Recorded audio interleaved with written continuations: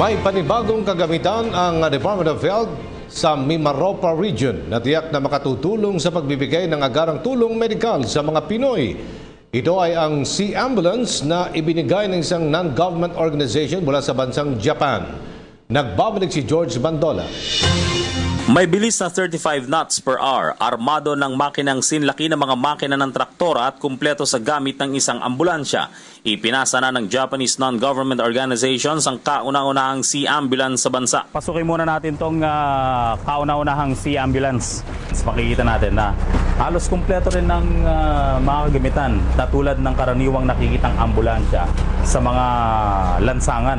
May mga sphygmomanometer, may mga syringe, basically mga pangunang lunas na kayang may neck brace, mga pangunang lunas na kayang ibigay para dun sa mga magiging pasyente nitong Sea Ambulance ito hanggang sa makarating sa pinakamalapit na ospital.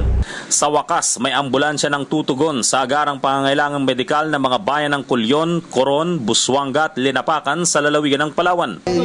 Yung mobility ng mga tao, lalo na doon sa mga bundok at saka sa maliliit na isla na may mga barangay pa tayo. So isa yan sa pinakamahirap na solusyonan. Kaya nga sabi ko kanina, meron tayong partnership sa air, may partnership dito sa sea.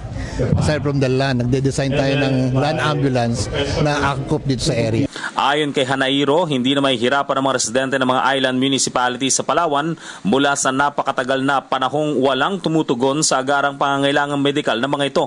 Ayon sa DOH, sa Culyon Sanitarium and General Hospital at sa Coron District Hospital dadalhin ng Sea Ambulance ang mga pasyenteng tutulungan ito. Sir, sorry matagal na tayong archipelagic Bakit una pa lang?